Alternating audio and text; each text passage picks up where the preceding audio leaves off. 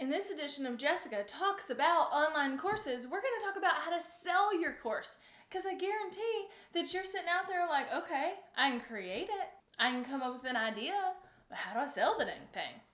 That's what we're getting into today.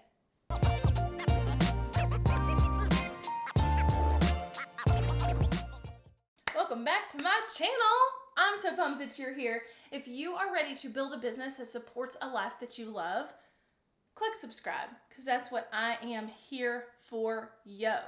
So here's the deal. I've done a couple of videos now in a series about online courses, and one of those was how to turn your service into a course. So if you want to watch that, it'll pop across above. The other one was how to actually create your online course, and today we're going to talk about how to sell it. And I'm going to talk about how to sell it on two different kind of spectrums. I'm going to talk about the logistical how to sell it, right? So logistically, like how do you actually make the sale, and how do you actually put up a button and make people be able to have access, that kind of thing. But then I'm also going to talk marketing wise how you actually sell it and make it successful. So if you're ready to get into it, give me a thumbs up below, because I'm heading down the how to sell it rabbit hole. All right, so in the video about how to create your online course, I talked about the different hosting platforms. I talked about Thinkific and Teachable and Kajabi and all of these types of situations, DIY yourself with WordPress, that kind of thing. And as I'm talking about the technical, how do you sell your online course, those are platforms I want to talk about as well. They're all-in-one platforms to be able to help you create your course, but then also have the landing pages and the sales pages and the buy now buttons all in one place. So there's no reason to have 40 different pieces of software to be able to sell your online course. Now, as you get more and more advanced or more and more involved with marketing tactics or strategies, there might be a situation where you need to pull in some other pieces, but for the most part, each of these is going to let you have a space to create it, let you have a place to have people log in and take it, and then also let you have the pages and the buttons to have people purchase it right then and there. So as far as technically goes, it is not hard to sell a course. You have got to put it somewhere, create a page with a button that takes them to a checkout, and that is it. Now, obviously, you need to have things like PayPal or Stripe I guess, set up to take the online payment, but for the most part, just put up that page, put up a button, they'll hit the button, they'll fill out that information, the software will take care of it. And if you refer back to my how to create an online course video, I talked about how WordPress is definitely an option, like self-hosted WordPress and being able to, put your own course on your own site. Definitely an option, and definitely a great option. This is where it kind of gets a little hairy and a little harder to work with though, because you'll definitely need other plugins that help you make the sales pages. And then you'll definitely have to go in yourself and tie the buy now button to the course. And all of these things end up having to be back-end work for you. That's why I say that things like Thinkific, Kajabi, Teachable, all of that are just way, way, way easier. So technically, that's it.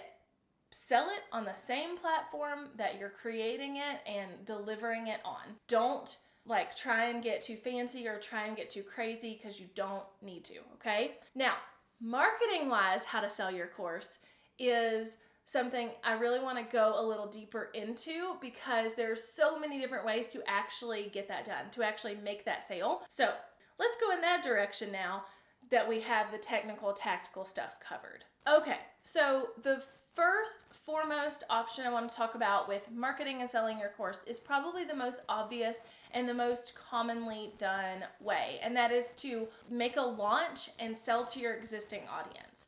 So essentially, you already have an audience of people on an email list, in a Facebook pixel, visiting your website, visiting your Instagram or your Facebook, watching your videos, whatever. So you can easily create a course, get it all ready for someone to purchase it, and then sell it by marketing it through a launch of your existing audience so that they see it and they're the ones who go out and purchase it, right? That is not a problem. It's probably one of the easiest ways to do it. But in addition to that, You might not have an audience yet, or you might be just in the building stages, or you might have already launched to your audience and you really just want to get more and more people coming down the pipeline. So you can easily sell your course also with sales funnels. So going back to that video, I did a video on sales funnels here a couple weeks ago. I'll link that above. But essentially you could create a freebie that then leads them down to purchase your course, or you could create Facebook ads that point them to something that leads them to your course. You can create some type of sales funnel that sells for you on autopilot so that that course is being sold to anyone who might need it. On that same realm, you can easily set up your course as being sold on an evergreen kind of situation, whether that is sales funnels and Facebook ads like I just talked about, or whether that is SEO driven kind of sales. And what I mean by that is, let's say I have a video that is 2 years old and it's about Trello, because I do have a video that's 2 years old and it's about Trello. And let's say in that video I talk about a Trello course that I have, or a productivity course that I have, and I promote it within that piece of content. That content is actually going to be doing the selling for me. So I can not launch.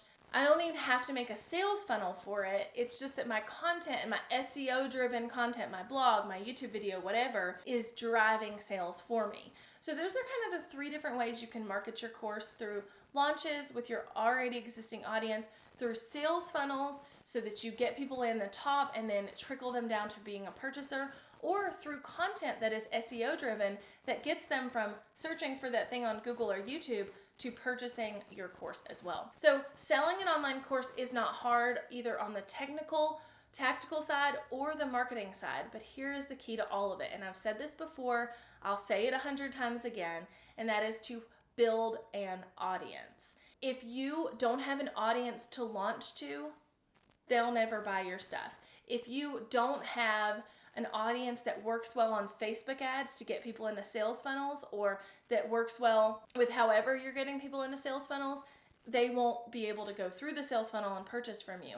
If you don't have content that is performing well in search, you'll never get people going from that piece of content into your course either. So just know that you've got to do the work on those top end pieces to be able to come out the other side saying, I sold my course, I hit my goals, whatever that looks like. So if you're wanting to create that course, go do it.